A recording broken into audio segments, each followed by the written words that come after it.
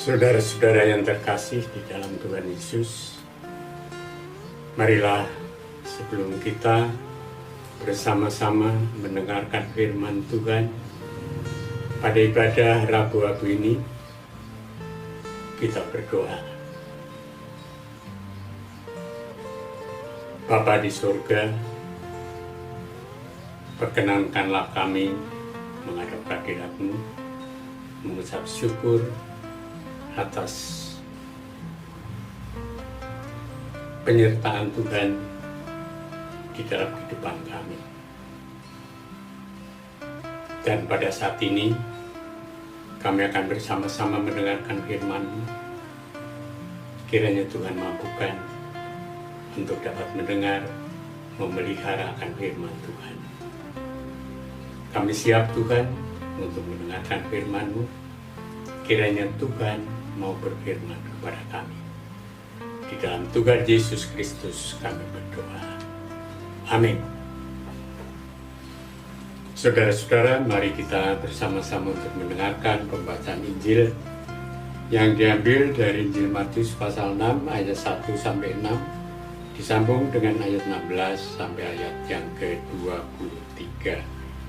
Yang demikian firman-Nya.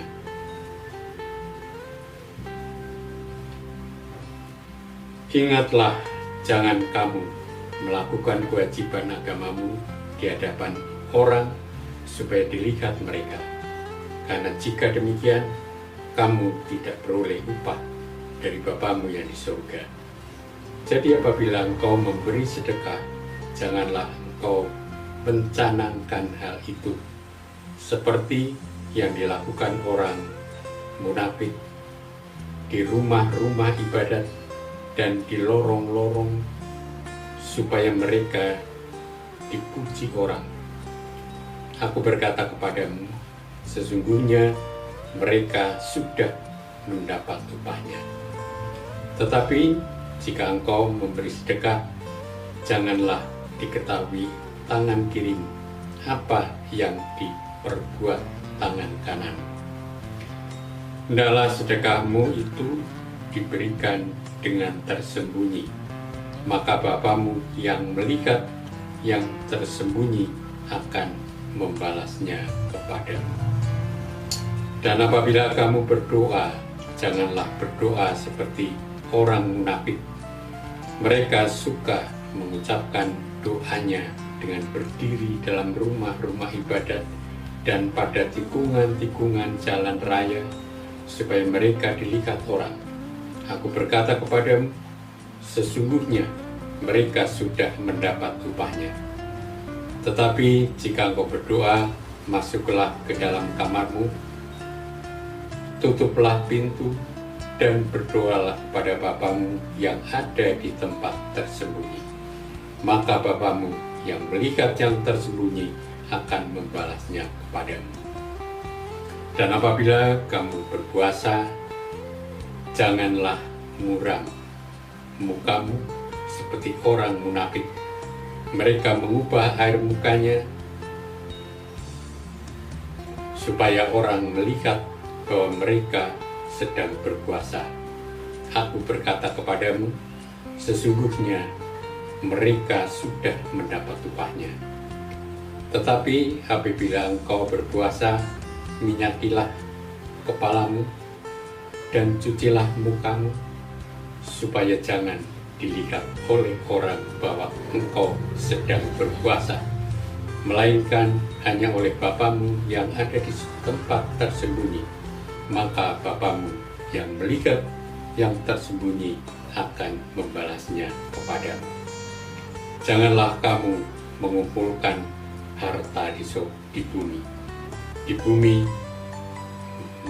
mengengat dan karat merusakkannya, dan pencuri membongkar serta mencurinya. Tetapi kumpulkanlah bagimu harta di surga. Di surga mengengat dan karat tidak merusakkannya, dan pencuri tidak membongkar serta mencurinya. Karena di mana hartamu berada, di situ juga hatimu berada. Mata adalah pelita tubuh. Jika matamu baik, teranglah seluruh tubuhmu. Jika matamu jahat, gelaplah seluruh tubuhmu. Jadi, jika terang yang ada padamu gelap, betapa gelapnya kegelapan itu. Demikianlah Injil Yesus Kristus. Berbahagialah setiap orang yang mendengarkan dan memelihara firman Tuhan. Hosiana. Saudara-saudara yang dikasihi Tuhan, pada ibadah Rabu Abu, kita akan bersama-sama dengan mendasarkan firman Tuhan Matius 6 ayat 1 sampai 6 dan 16 sampai 23. Temanya adalah koyakkanlah hatimu. Saudara yang dikasihi Tuhan, pernahkah saudara mendengar istilah tobat sambal, atau dalam bahasa Jawa itu disebut kapok lombok? Apa artinya istilah tersebut?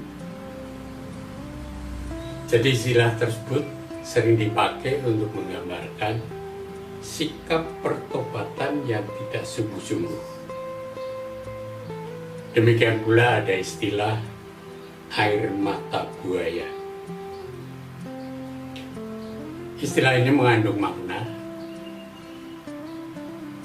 kesedihan atau penyesalan yang palsu. Saudara-saudara, saat ini kita memasuki ibadah Rabu Abu. Ibadah yang mengajak kita untuk secara serius merenungi makna pertobatan di hadapan Tuhan. Pertobatan yang bukan hanya tobat sambal atau kapok lombok, dan tidak cukup juga dengan menitikan air mata buaya. Mari kita bersama-sama untuk memahami firman Tuhan menurut Yoel 2 ayat 12, yaitu pertobatan yang dikehendaki Tuhan ialah pertobatan yang dilakukan dengan segenap hati, dengan berpuasa, dengan menangis, dan dengan mengadu. Jadi pertobatan sejati bukan sekedar aksi secara lahiriah, seperti yang lazim dilakukan pada masa itu, seperti mengoyakkan pakaian, menaruh abu di kepala, mengenakan kain kabung, duduk dalam debu dan abu. Karena itu, Nabi Yoel berkata, koyakkanlah hatimu dan jangan pakaianmu. Di situ tertulis di dalam ayat 13,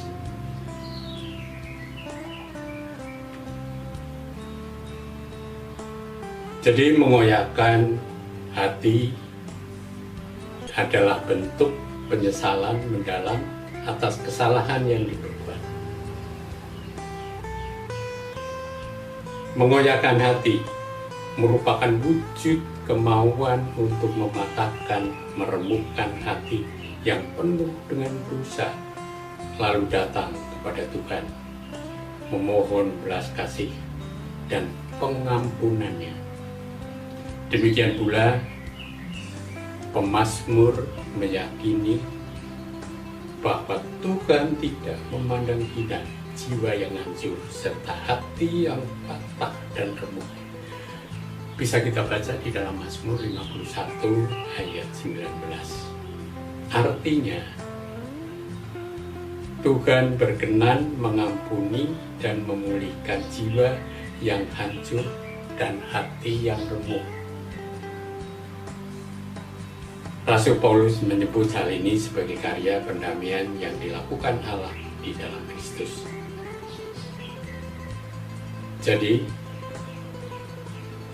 dengan hati yang telah diperbarui, kita menjalani hidup beriman setiap hari, yaitu hidup yang tertuju kepada Tuhan, apa yang kita lakukan untuk Tuhan. Saudara-saudara,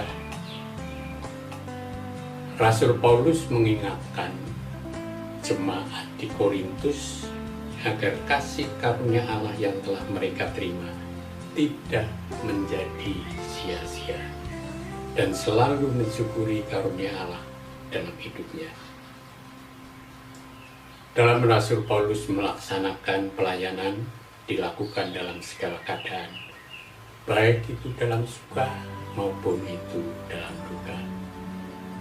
Bagaimana dengan kita? Bersedekah, berdoa,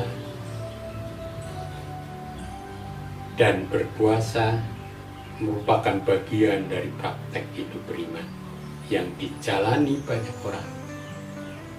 Bagi kita, Rabu Abu ditandai dengan dimulainya masa Prapaskah yang seringkali diisi dengan persekutuan doa dan juga dengan aksi puasa. Banyak jemaat melakukan aksi puasa disertai dengan pengumpulan sejumlah uang untuk aksi sosial atau untuk bersedekah. Saudara-saudara, perlu kita ingat bahwa doa, puasa, sedekah yang kita lakukan seharusnya dilakukan dengan motivasi dan tujuan yang benar, yaitu kita lakukan karena dan untuk Tuhan. Tuhan Yesus mengajarkan baik sedekah, doa maupun puasa harus dilakukan dengan tersembunyi. Apa makna tersembunyi itu? Makna tersembunyi adalah dikhususkan bagi Tuhan. Kalau dalam bahasanya, bahasa Jawa, ya, itu sinengker, khusus untuk Tuhan. Jadi tidak patut untuk dipamerkan.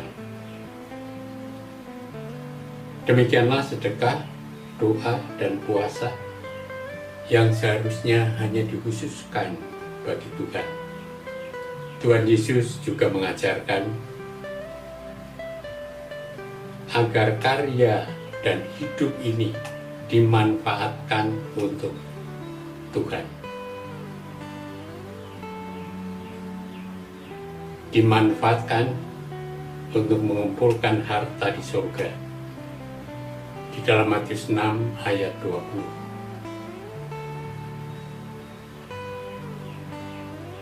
Kita bisa melihat harta dunia bisa berupa uang, perhiasan, barang, tanah, rumah, dan lain sebagainya. Tetapi apakah harta di surga itu? Harta di surga berarti sesuatu yang dianggap berharga di surga. Dalam hal ini bukan lagi ukuran manusia yang dipakai, melainkan ukuran Tuhan yang berharga di hadapan Tuhan. Apakah yang berharga di hadapan Tuhan itu?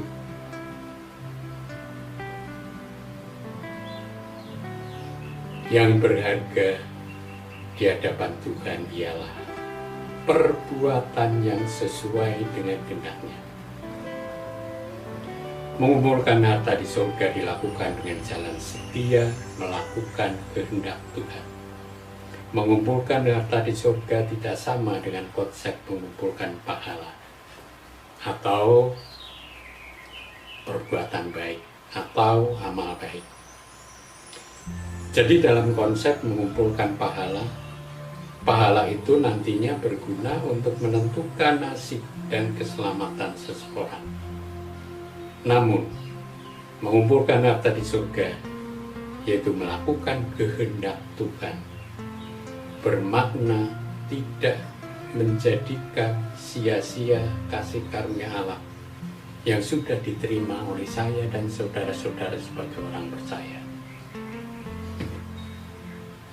Mengumpulkan harta di surga berarti menjadikan harta kita, harta yang kita kumpulkan, itu merupakan bagaimana di dalam kita menjalani hidup yang bermakna sebagai rasa syukur atas rahmat pengampunan dosa. Saudara-saudara, terkadang kita lupa bahwa hidup ini hanya sementara, sehingga kita terlalu asik dan terlalu sibuk mengumpulkan harta yang fana. Dengan begitu tanpa kita sadari, kita sedang menjadikan sia-sia karunia Allah yang kita terima. Maka dalam hal ini kita perlu bertobat sungguh-sungguh. Saudara-saudara, memasuki masa penghayatan sengsara Kristus, mari kita nyatakan pertobatan sejati, baik di dalam hati maupun di dalam hidup sehari-hari. Mari kita khususkan sedekah, doa, puasa, dan karya setiap hari sebagai persembahan kita kepada Tuhan. Tuhan memberkati. Amin.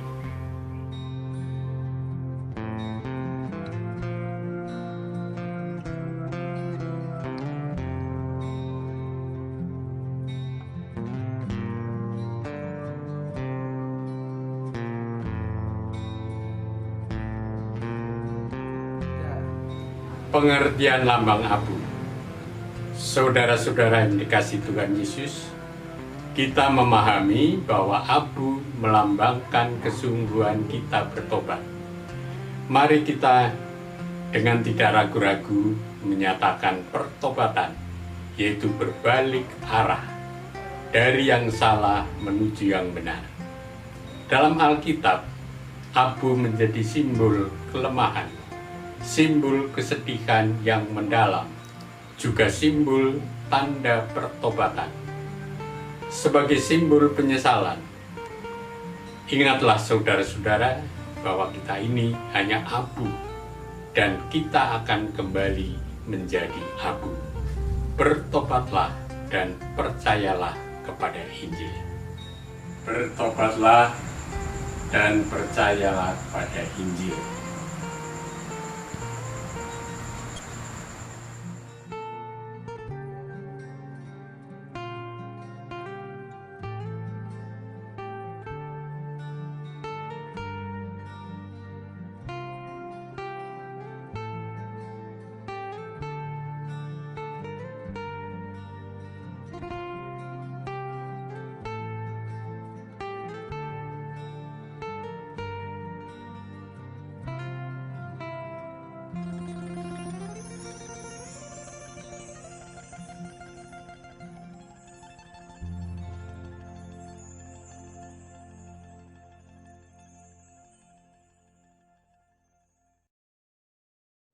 Mari saudara-saudara, kita memasuki doa syukur.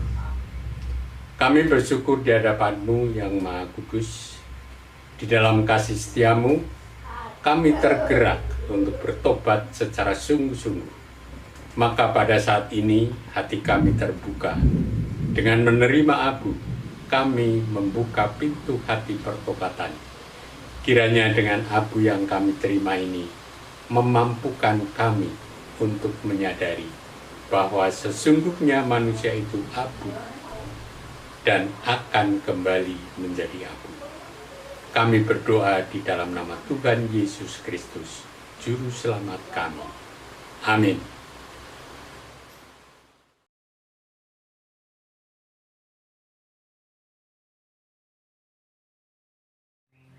Mari kita menghadap Tuhan di dalam doa.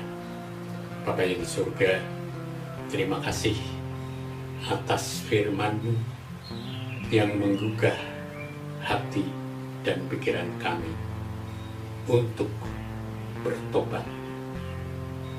Biarlah di dalam ibadah Rabu Abu ini mengingatkan kami bahwa pertobatan itu bukan hanya tobat sambal atau kapok lombok atau air mata buaya, tetapi pertobatan yang sungguh-sungguh. Mampukan kami Tuhan untuk dapat melakukannya di dalam kehidupan kami, sehingga apa yang kami lakukan itu merupakan persembahan kami untuk Tuhan. Kami juga berdoa bagi saudara-saudara kami, baik itu Adi Yuspo, baik yang menderita sakit, baik anak-anak maupun pemuda remaja, dapat mengikuti ibadah Rabu Abu ini, sehingga pertobatan, penyesalan, kesedihan kami tidak hanya dihayati dan dilakukan oleh orang-orang tua, orang dewasa, tetapi juga anak-anak, para pemuda remaja dapat menghayati pertobatan yang sungguh-sungguh di dalam kehidupannya. Sehingga kami dapat menyimpan harta di surga, yaitu mensyukuri berkat Tuhan, menyadari akan dosa-dosa kami, dan juga kami mampu untuk melakukan apa yang Tuhan kehendaki. Bapa, apabila di dalam ibadah Rabu Abu ini banyak hal yang kami lakukan tidak sesuai dengan kehendak-Mu, kiranya Tuhan ampuni. Di dalam Tuhan Yesus Kristus kami berdoa dan mengucap syukur. Amin.